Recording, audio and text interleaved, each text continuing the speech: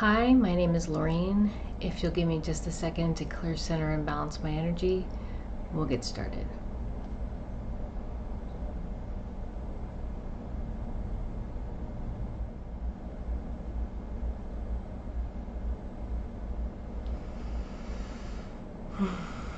Well,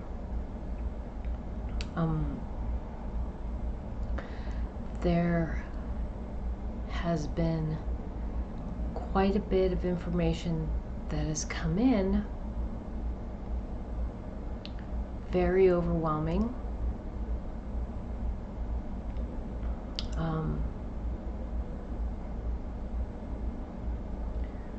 But not really what people want to hear. And when I did the video, I think about a year ago, about the seventh angel, I was using a website. I can't remember if it was Bible Hub or I think it was Bible Gateway, one of those two. And when you pull up verse, chapter and verse, a lot of times they'll reference other Bible quotes or Bible verse that is similar or to go to as a reference, or other prophets or books that have said the same thing, but different generations or different times, but the same message, right? And so one of the references was to Jeremiah. And so I read much of Jeremiah, and they also do commentary. And one of the commentaries or descriptions of Jeremiah was that it was a more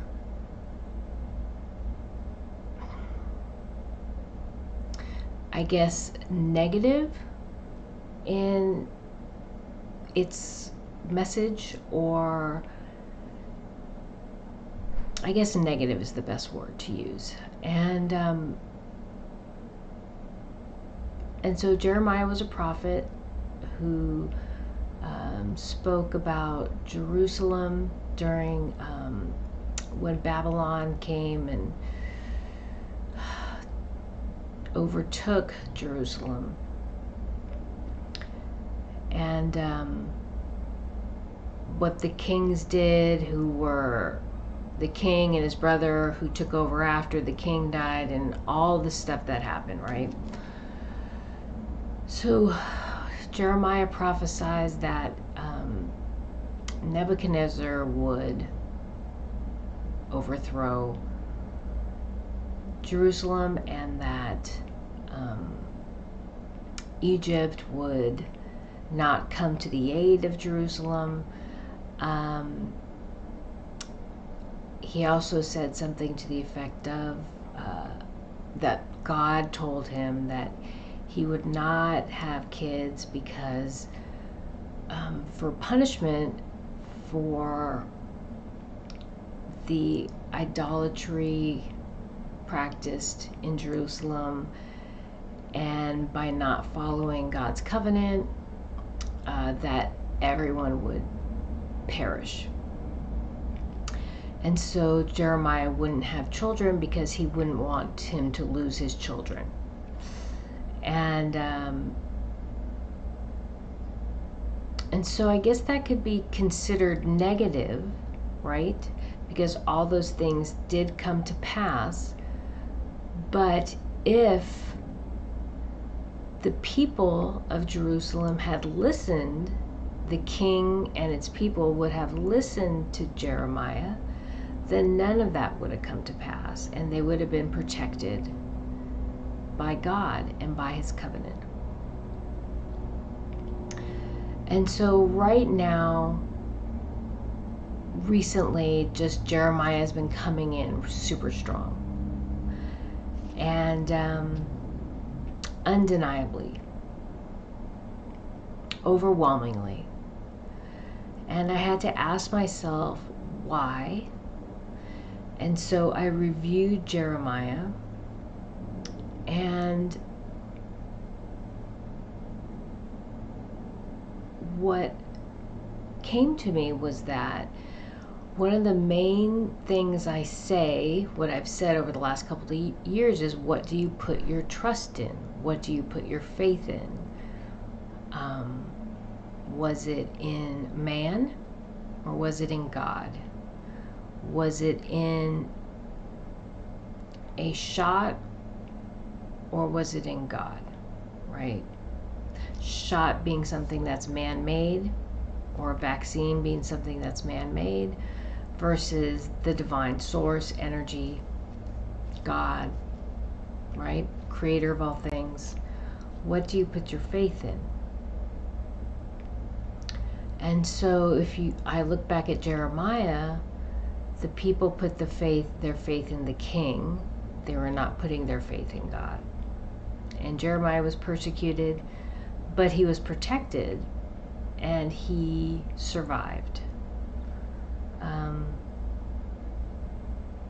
As God said. And I can't not acknowledge the parallels of what's happening in this world right now.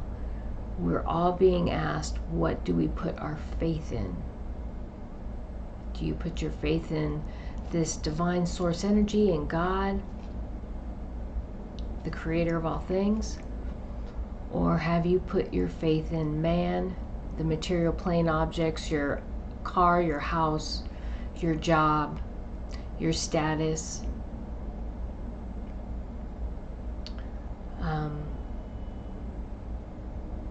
your reputation? What do you put your faith in? God tore down Jerusalem at that time because people put their faith in something other than this divine energy. They put it in these material plane objects. They put it in man. And so it's very upsetting for me to make these types of connections. I really didn't want to do this video, but I always do as I'm guided.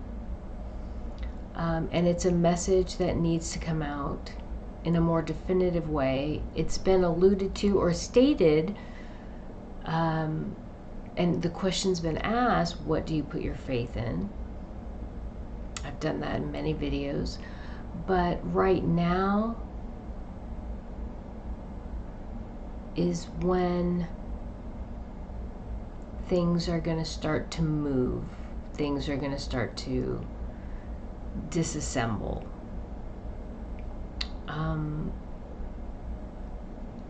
And I had mentioned in the past that these natural events, whether they be weather, whether they be earthquakes, earthquake related, water related, would increase in frequency and severity over the last 2 years, which they have. And soon things will come to a head. We're going to be at a crescendo.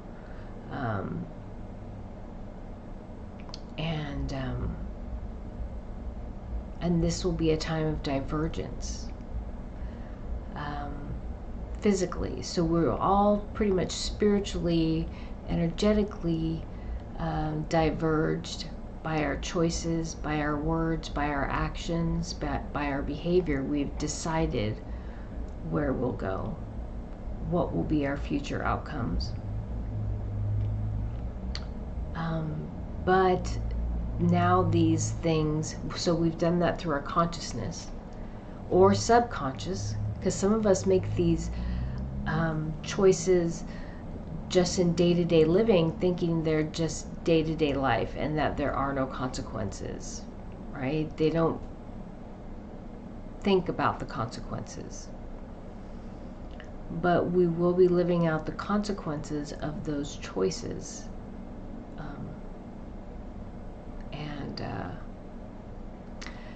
So we've already established those choices through our conscious or our subconscious minds, and now they will begin to manifest on this plane, on this physical plane of existence on Earth. And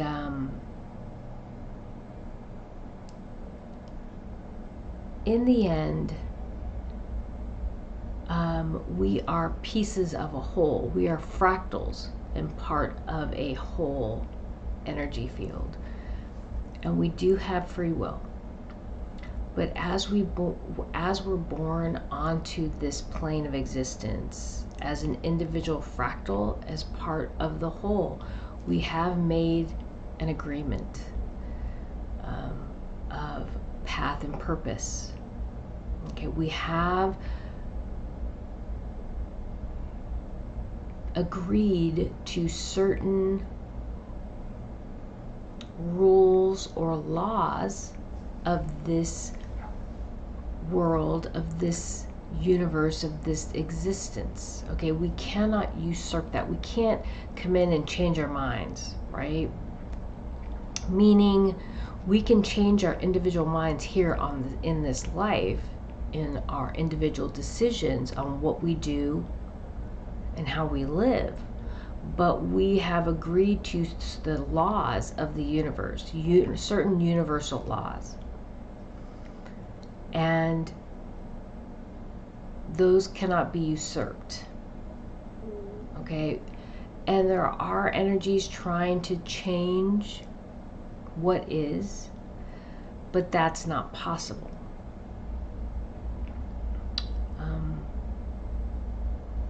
And so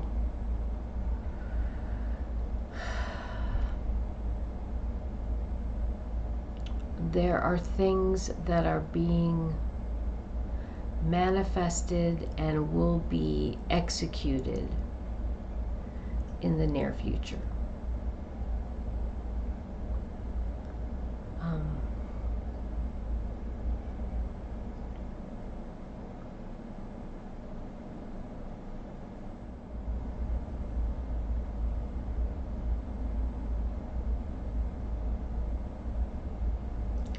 And there's so much manipulation. There is intense manipulation, extensive manipulation within not just politics, not just in our schools, not just through the economy, or it's within the esoteric community,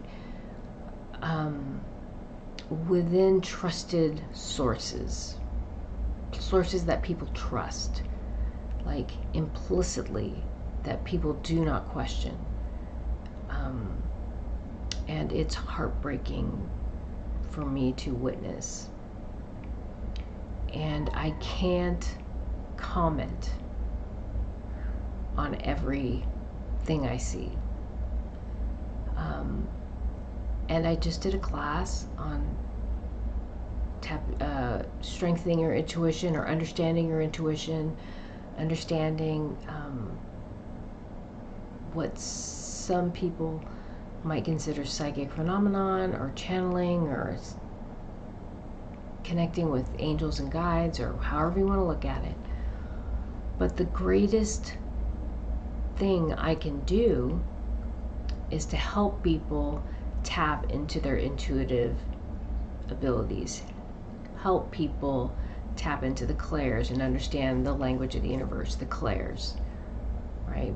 Claircognizance, clairsentience, clairvoyance, clairaudience, all these clairs that are the means for communication, whether you want to consider it psychic phenomenon, whether you want to call it telepathic communication. This is how we communicate through energy with the divine, with our higher self, with beings of love and light. This is how we communicate. The greatest gift I can give you is helping you understand that language, and then tapping into your intuition, so that when you watch these shows or see these people or watch videos on YouTube or read books or whatever it is that you're doing to access information, that you can discern what's being said as either truth, fiction, manipulation, because it's important for us each to be our own guides, for each of us to determine for ourselves what we will put our faith and trust in, what we will believe in, what we will use as sources of information to help us on our path and purpose, to find our path and purpose. Because I can't go up to each person and tell them, okay, this will be a journey of a collective group of people here on earth, but it first starts as an individual journey of self-awareness, of understanding the self, the journey of the self, what that meant for each of us, for me, for you, for everyone around you, what this journey means, what it is, how I walk it, and where I am on that path. Where am I to be from this point to the next point to the next point? Okay, here I am right here. What do I need to focus on in this moment to help me journey on this path and purpose? And that is decided by the individual, but it is also predetermined by the higher self. That's the agreement you made before you came into this life. That's the agreement we made before we came into these lives here on this world. And that's why connecting to the higher self is the most important guide or energy we can connect with, because that higher self knows our path and purpose better than any other energy, angels, guides, whatever. That higher self is our greatest guide, and that higher self is connected directly to the divine. So that direct connection guides us most efficiently and effectively. And the greatest tool I can give you is how to connect to that energy using the language of the universe. Because I can't walk around telling everybody whether or not this person or this energy is legitimate or illegitimate, or lying or telling the truth or manipulating. And right now, the flow of energy, there's so much manipulation happening right now. There's so much manipulation. And if you are unable to discern what that manipulation is, then it's likely that you will follow the path away from your purpose. And right now, where we are, those walking their path and purpose are the ones who will transcend.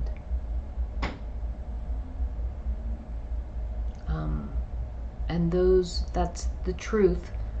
And it's hard to say, only because I see so many people with really big hearts. Not that I don't have a big heart, but I'm more of a realist. But there's people with very big hearts who just want to bring everybody with them. And as I said before, not everybody is meant to transcend. Not everybody has done the work. Not everybody has made the commitments necessary to transcend. Not everybody has put their faith and trust in this divine creator. And that is what is being asked of us. We can't keep going from the place we've been in. So many people want to go back to where we were. So many people want something similar to what we were, because that's comfortable, right? That's what they know. And even I've commented in the past that I had a lot of trauma in my childhood, and what I know best is being defensive, that putting up that defensive posture. What I know best is aggression. So when I feel threatened, a defensive posture or an offensive aggression is very easy for me to go to, because that's where I was for decades as a young child who felt never protected and had to protect herself. Coming into being a teenager and a young adult, that's what I knew. That's what I was comfortable with. Even though nobody saw that part of me unless I needed to show it. That's what I knew, and that's what's comfortable. And I've spent the last 5 or 6 years of this massive spiritual awakening shedding that part of myself, that defensive part of myself that always wants to go to an aggressive place of either physical or verbal attacks. And putting faith and trust in unconditional love, compassion, forgiveness, understanding that that is the most powerful source of energy, not only on this world but in the universe, and then trusting that and utilizing that to fortify my energy,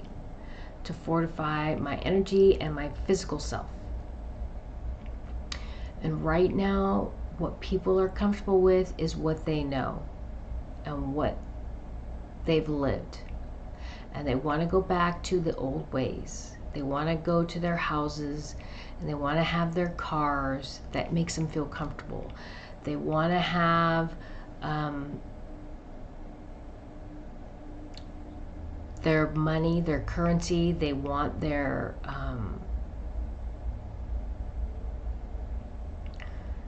the laws that have been put in place. They want their government to be the way it was. They want to believe that this politician and this political agenda still supports their perception of what that is, whether it be liberal or conservative, and that those politicians or those parties still support them and their beliefs,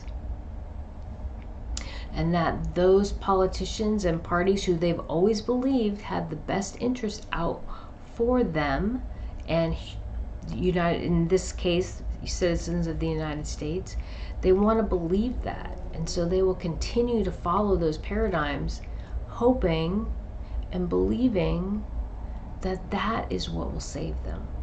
That is what will save this country, for those of us in the United States. That is what will save us. And that's not what's happening.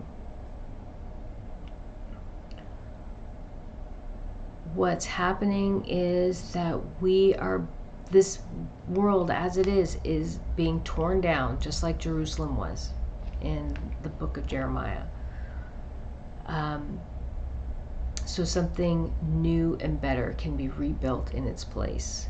The old paradigms no longer work. They will not work once transcendence is completed on all levels, not just spiritually, not just energetically, but on this physical plane as well. And right now, this physical plane is still being dismantled, torn apart. And there are still agendas being played out as far as politics and economics and social emotional stuff, education.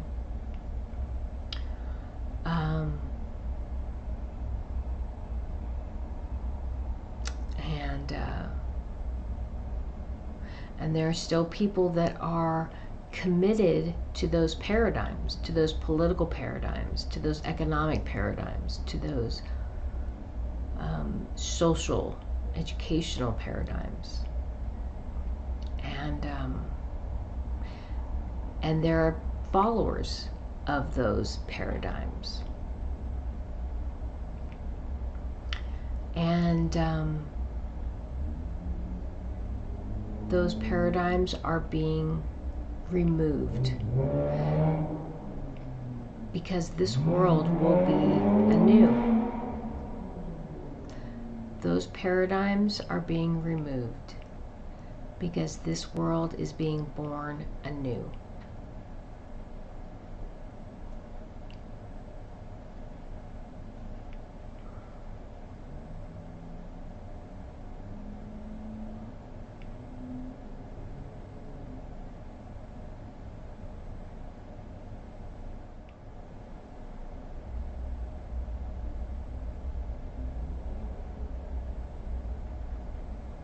I'm very tired.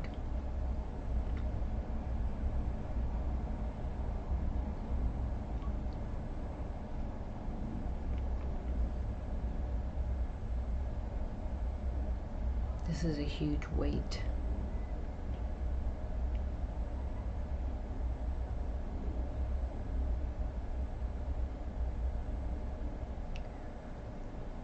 So last week this came to me that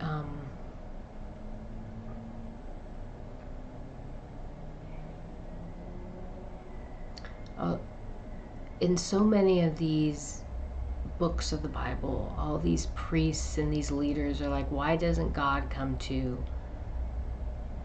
the priests? Why doesn't he come to the leaders, the kings, and convey these messages?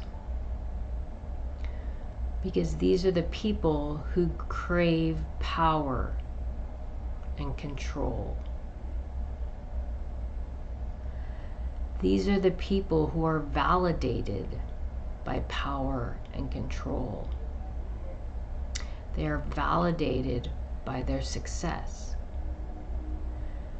And in order to have power and control and success, you have to have people looking up to you. You have to have followers. Okay? And so they must remain in control. They must remain in power. And therefore, they must remain at the top. There must be a hierarchy. There must be people on the top, and there must be people on the bottom. I don't think any of these prophets or followers of God, the divine source, wanted these obligations. It behooved them to empower individuals to guide themselves from a place of love and compassion and kindness for themselves and for the world around them, for the people around them, and to live from unity, from unification. And once you've empowered individuals from that place of love and compassion, kindness, consideration, forgiveness, once each person is empowered from that place, they don't need to be led. They know inherently, they know intuitively what it means to live in a community, what it means to love one another, to share with one another, to take care of one another. They understand that when you rise and lift everyone up with you, everybody benefits. And that's the best way to live, with everybody benefiting, with everybody unifying from a place of unconditional love and caring for one another, whether they be infants, middle-aged, or seniors, right? It's important for us all to care for one another and make sure everybody has what they need. And that isn't done with currency, and that isn't done with the current political paradigm we're living from, structure that we have. It's not happening from the current educational system that we have. The societal structure is completely collapsed. It's completely corrupt. It's completely broken down. None of these things are working. And so they need to be dismantled, tossed aside, and something new needs to take its place. Right? And so a person who empowers the individual to understand and appreciate and live from that place, once they've empowered individuals from that place, then they can just reintegrate into that society as an equal member, lifting the person to the left and right up next to them, right? Supporting them as they support that person. That is what is meant to happen. There is not meant to be any leaders at the top. Okay? And how that will manifest, how that unity and that community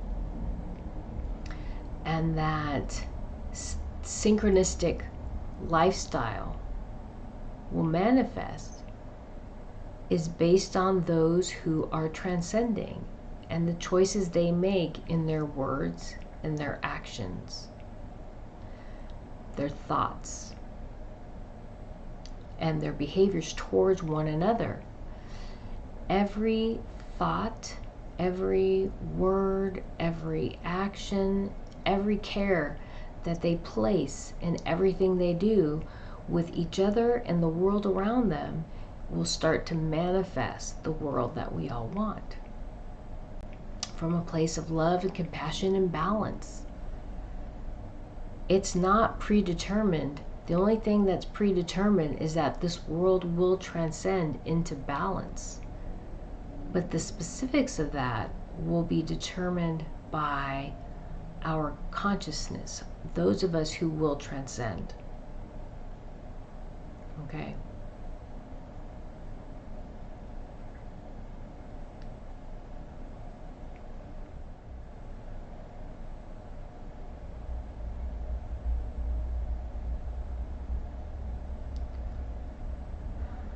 And I know there's a lot of people who want everybody to come,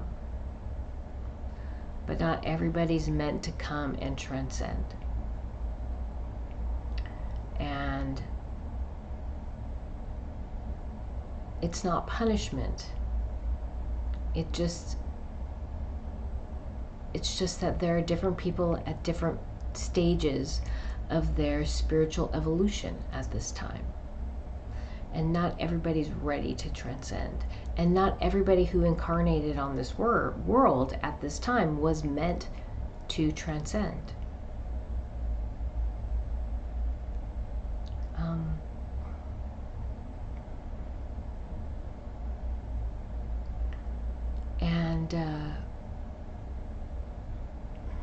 So I think this came to me last week. One of the things that we here on Earth need to think about and consider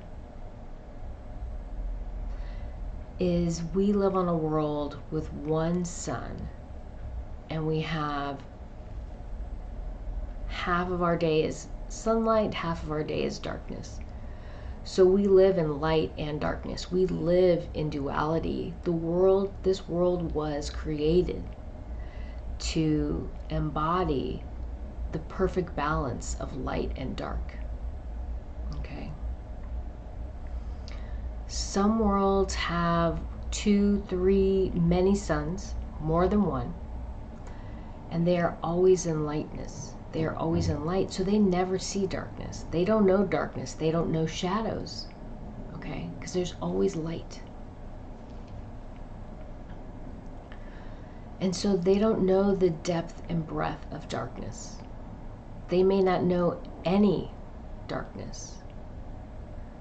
And then there are some worlds that are in complete darkness. that don't have a sun, or the sun is so far away that it doesn't radiate heat or light on their world. And I've seen these and I've experienced these worlds of complete darkness. And they're completely still.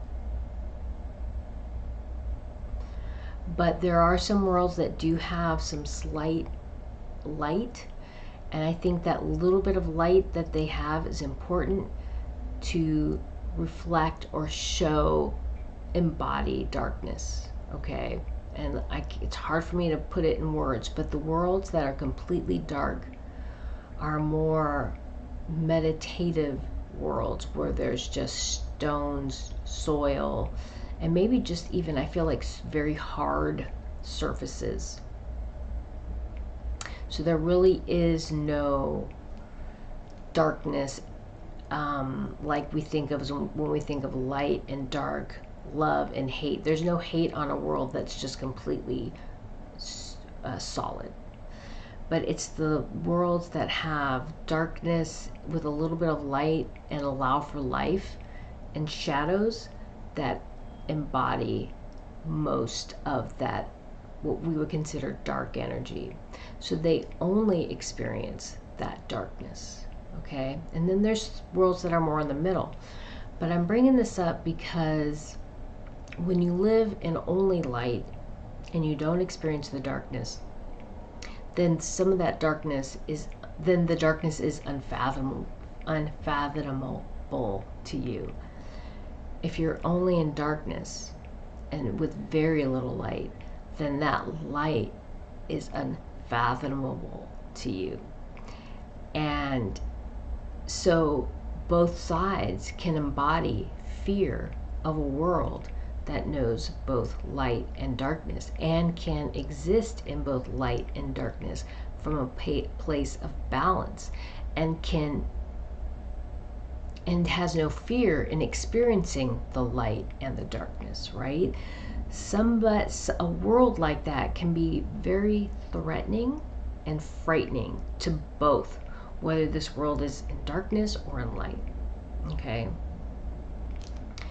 And so there is so much for people on this world to overcome in the universe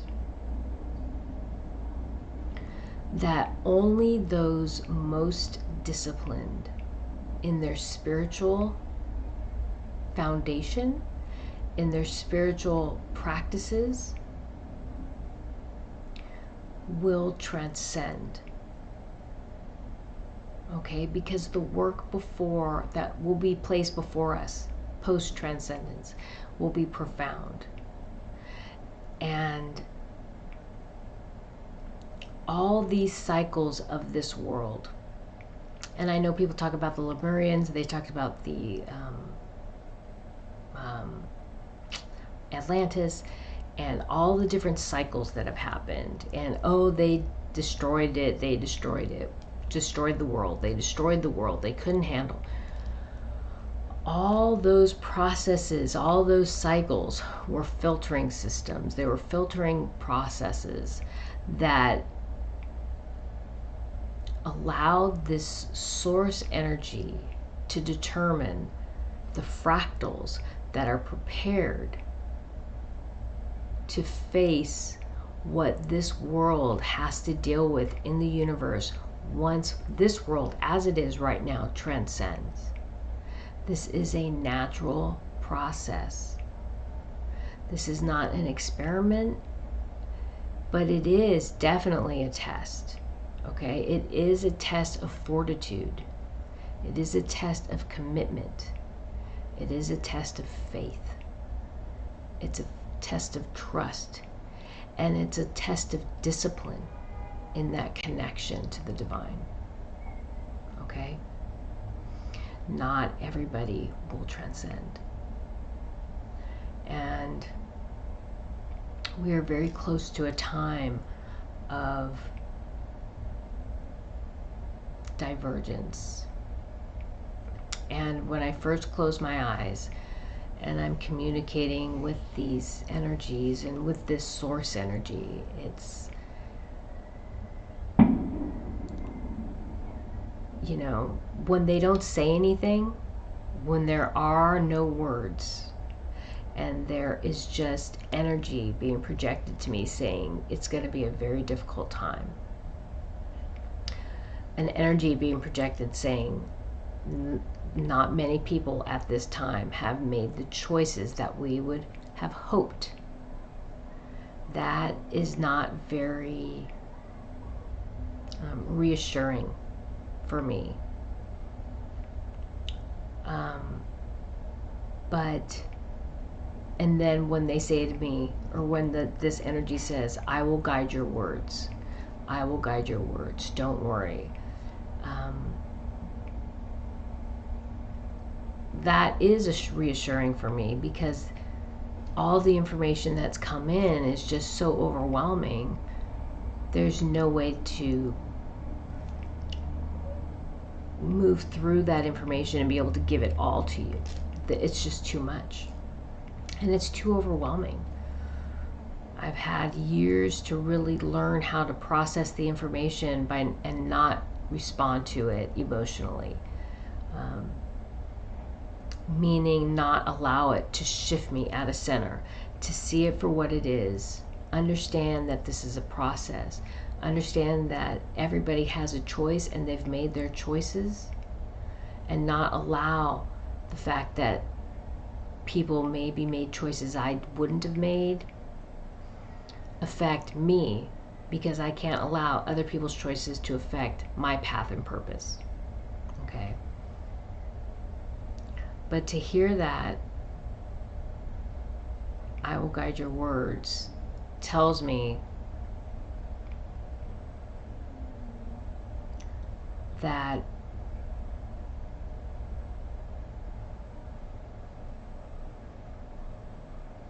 how do I put this? It's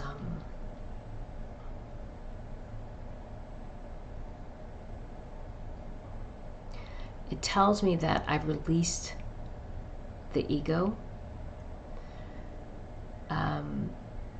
that would in the past manifest my frustration or my anger with the situation or my joy or happiness with the situation, that I've relinquished the feeling of having to express disappointment or frustration, and that I can just allow that information to flow without assigning a positive or a negative term to it, and allowing it to move through me, and seeing it for what it is. It's just a message that comes through in the way of a knowing.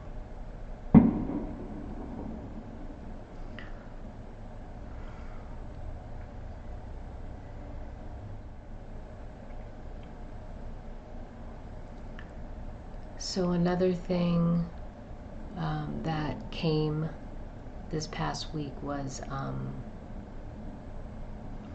Earth is a water planet. Earth is an aquatic world. There are land masses that are actually plates, and volcanoes and earthquakes shift these plates, and the earth rises and falls, and sometimes it rises above the water line, and it creates these land masses that we as humans, non-aquatic animals or non-aquatic creatures, can exist on. But in the end, Earth is an aquatic world. And we are blessed to be allowed to live here, because this would originally, or was originally, an aquatic world.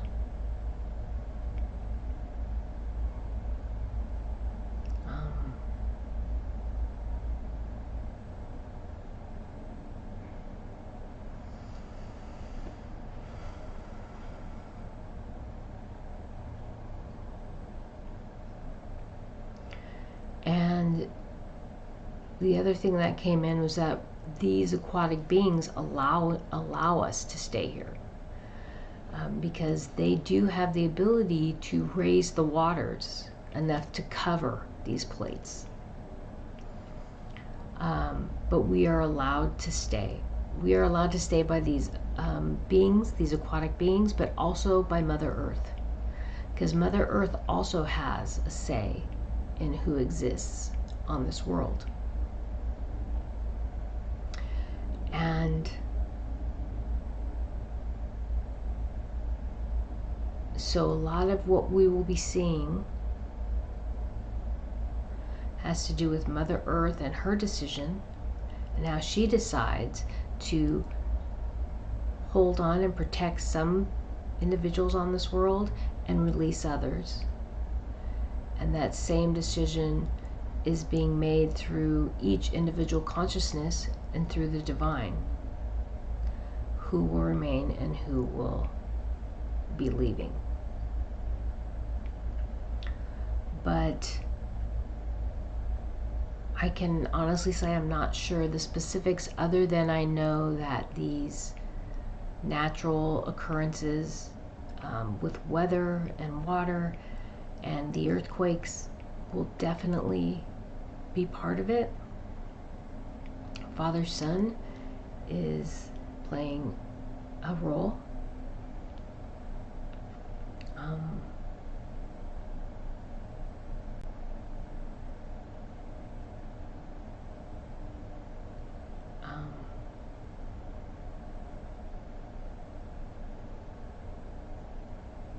But I think in the end, the message is it's gonna come sooner than you think. And a lot of people don't believe that we're living out Revelation, but the message is this is Revelation. We are living out the book of Revelation. If you're a Christian, it would be the book of Revelation. Different religions have different stories of end of times. And so I would say that whatever your religious beliefs, that whatever your faith assigns as end of times is happening right now.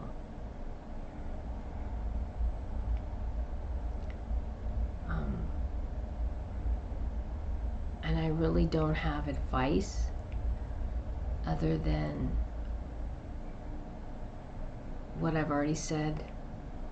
Live your life from a place of love, compassion, kindness, forgiveness, balance. And from that place, you will manifest those things into your life. Let me see if there's anything else.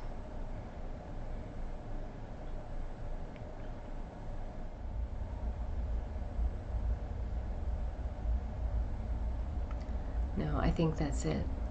Thank you.